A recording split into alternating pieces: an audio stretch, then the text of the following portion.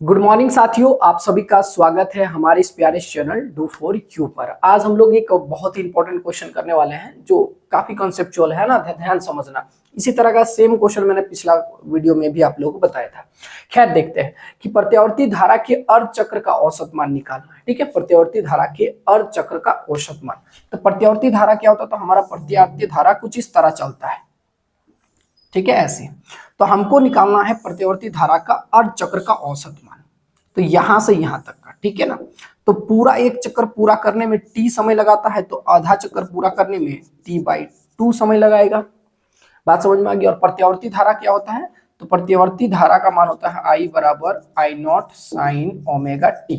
और इसी को तात्क्षणिक धारा भी कहा जाता है, यानी कि किसी क्षण कुंडली से बहने वाली धारा होता है I = I0 sin omega t। यानी कि बहुत छोटे समय में प्रवाहित होने वाला धारा का मान होता है I = I0 sin omega t। और प्रत्यावर्ती धारा के एक अर्ध चक्र का औसत मान निकालना है। तो अर्ध चक्र का औसत मान निकालने के लिए क्या करते हैं? सबसे पहले लिखेंगे प्रत्यावर्ती धारा, प्रत्यावर्ती धारा। और प्रत्यावर्ती धारा का मान होता है I बराबर I0 sin ओमेगा t। अब निकालेंगे प्रत्यावर्ती धारा के अर्ध चक्र का औसत मान। तो जब भी औसत निकालते हैं तो औसत निकालने का क्या फॉर्मूला होता है? औसत निकालने का फॉर्मूला होता है कुल धारा, ठीक है, कुल धारा बटा कुल समय। तो कैसे करोगे? देखो, कुल धारा मतलब ये वाला क्या है? ये है dt समय, मतलब अल्प समय में प्रवाहित होने वाला धारा का मान होता है I0 sin ओमेगा t। तो अल्प dt समय में प्रवाहित होने वाला धारा का मान हो गया I0 sin ओमेगा t। तो 0 से लेके t/2 समय में प्रवाहित होने वाला धारा का मान क्या कर देंगे? तो इसका इंटीग्रेशन कर देंगे। जहां से 0 से लेके t/2 समय में प्रवाहित होने वाला धारा का मान, इसका इंटीग्रेशन कर देंगे 0 से लेके t/2 I0 sin omega t और इंटू dt। तो ये हो जाएगा हमारा कुल धारा अर्ध चक्र पूरा करने में, ठीक है। तो यहाँ औसत के जगह I की जगह यहाँ I लिख देते हैं, कुल धारा की जगह लिखेंगे इंटीग्रेशन t/2 और यहाँ पे I0 sin ओमेगा t और इंटू dt। और कुल समय की जगह लिखोगे t/2। तो ये पलटेगा तो 2 ऊपर चला जाएगा, तो यहाँ I बराबर हो गया 2/t और यहाँ से कांस्टेंट I0 बाहर निकल जाएगा। इंटीग्रेशन कर दो 0 से लेके t/2 और यहाँ sin ओमेगा t और इंटू dt। अब इसको सॉल्व करना है बढ़िया से। तो इसको मिटा रहे हैं हम 2-3 स्टेप, है ना। देखो, तो जो चीज हम उसको ऊपर लिख रहे हैं, I बराबर कितना हो जाएगा 2I0/t, ठीक है ना। और ये वाला इंटीग्रेशन करना है, देख लो 0 से लेके t/2 लिख दे रहे हैं एक बार sin ओमेगा t और इंटू dt। अब इसका इंटीग्रेशन क्या होता है? तो देखो, साइन का इंटीग्रेशन कॉस होता है, कांस्टेंट टर्म को नीचे लिखते हैं। तो I बराबर हो गया 2I0/t और इसका करोगे तो क्या होगा? इसका होगा माइनस कॉस ओमेगा t और बाई ओमेगा, ठीक है। ये इंटीग्रेशन होता है, कहां से कहां तक करना है? 0 से लेके t/2 तक।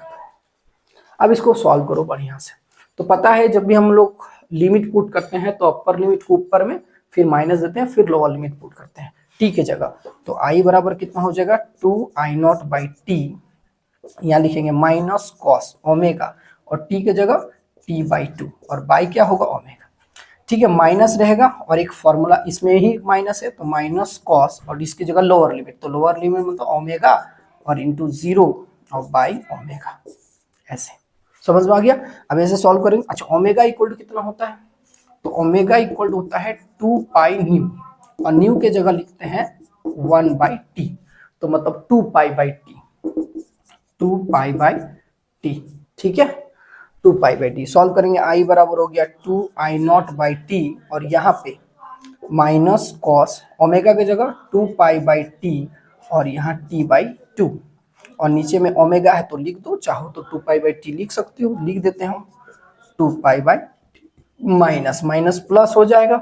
ये कॉस 0 डिग्री 0 डिग्री 1 होता है ना। और यहाँ ओमेगा टी, इन दोनों से चाहे तो ओमेगा डायरेक्ट कॉमन भी ले सकते हो। तो एक काम करते हैं, इन दोनों से ओमेगा कॉमन ही ले लेते हैं, टेंशन ही खत्म हो जाए। अच्छा, यहाँ ले देते हैं, इस बार लिख देते हैं यहाँ पर, इन दोनों से यहाँ ओमेगा कॉमन आ गया तो खेला ही खत्म हो गया। बात समझ में आ गया ना। यहाँ माइनस माइनस प्लस हो जाएगा और इस जगह पे लिखोगे cos 0 degree. cos 0 degree value 1 होता है, ये से ये कैंसिल, ये से ये कैंसिल, cos पाई का वैल्यू -1, तो -1 मिलके +1, तो यहाँ हो गया 2I0/t ओमेगा। और यहाँ पे बाबू यहाँ -1 मतलब माइनस है बाहर में, और यहाँ -1 और प्लस यहाँ 1 हो जाएगा, ठीक है। तो माइनस माइनस मिलके क्या हुआ, +1 हुआ। बात समझ में आ गया ना। अब इसको हम ऊपर में सॉल्व करते रहे, यहाँ पर बस खत्म हो गया, ध्यान से देखना।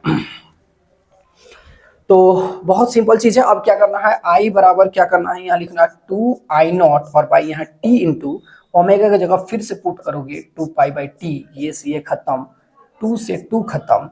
अब ये टर्म जो बचेगा वो लिखो 1 + 1, तो हो गया 2।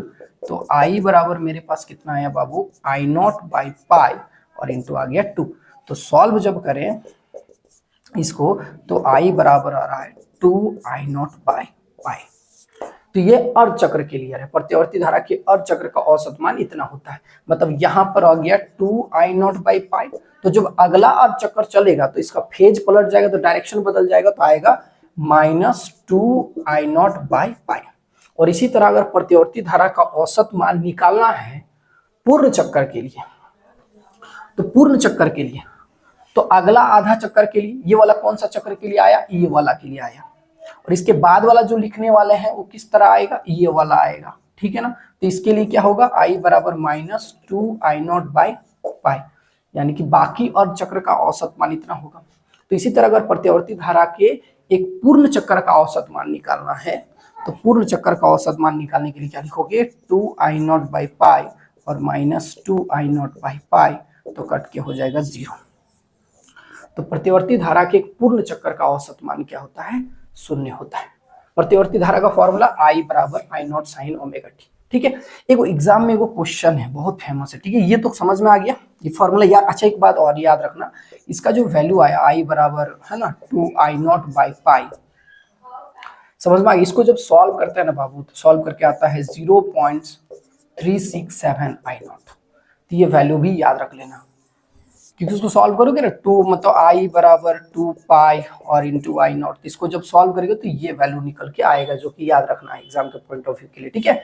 MCQ वगैरह में पूछता है। अब एक क्वेश्चन है बड़ा फेमस, हम तुरंत बता देते हैं फटाक से। कहता है कि यदि किसी कुंडली में प्रेरित धारा या फिर प्रेरित प्रत्यावर्ती धारा का मान I बराबर 200 sin 100π, ठीक है, t है, तो कुंडली में प्रेरित धारा के शिखर का मान, प्रेरित धारा के शिखर का मान तथा आवृत्ति का मान ज्ञात करें। तो शिखर का मान, तो यदि यहाँ लिख दे रहे हैं पूरा क्वेश्चन, यदि I बराबर I0 200 sin 100πt है, तो शिखर का मान तथा आवृत्ति का मान ज्ञात करें। आवृत्ति का मान ज्ञात करें। बहुत सिंपल क्वेश्चन, फेवरेट है इसलिए बता रहे एग्जाम का। तो कुछ नहीं करना है, सॉल्व करते वक्त क्या करना है हमको पता है। I बराबर दिया है 200 sin 100πt दिया है, और एक हम जानते हैं प्रत्यावर्ती धारा का फॉर्मूला I बराबर I0 sin ओमेगा t। अब इन दोनों इक्वेशन को कंपेयर करो। जैसे कंपेयर करोगे तो हमको पता चलेगा यहाँ से कि I0 का वैल्यू, I0 को बोलते हैं शिखर का मान, शिखर का मान। तो शिखर का मान आ गया, जिसको पीक वैल्यू बोलते हैं इंग्लिश से, क्या बोलते हैं बाबू, पीक वैल्यू। तो पीक वैल्यू का मान कितना आ गया, I0 बराबर 200 एम्पियर आ गया। ये तो सॉल्व हो गया ना बहुत आसानी से। अब हमको आवृत्ति निकालना, आवृत्ति निकालने के देखो ओमेगा की जगह, देखो I की जगह I, I0 की जगह 200, साइन की जगह साइन, ओमेगा टी की जगह 100π, टी की जगह टी, मतलब ओमेगा इक्वल टू 100π दिया है, हमको आवृत्ति निकालना। तो ओमेगा का फॉर्मूला 2π न्यू, तो न्यू बराबर 100π। तो इसको जब सॉल्व करेंगे यहाँ से न्यू निकालेंगे, तो न्यू बराबर होगा 100π और बट्टा 2π, ये से ये खत्म, ये से खत्म, मतलब 50 हर्ट्ज, ठीक है। तो इस प्रत्यावर्ती धारा की आवृत्ति कितना होगा, 50 हर्ट्ज होगा। और ये जो क्वेश्चन है ना, ये वाला न्यूमेरिकल है ना, आप लोग एग्जाम का फेवरेट क्वेश्चन है, आता ही आता है, ठीक है, समझ गए होंगे। तो कमेंट करके नीचे बता देना और दोस्तों के साथ शेयर कर देना। मिलते हैं नेक्स्ट वीडियो में नए क्वेश्चन के साथ। ठीक है, थैंक यू वेरी मच।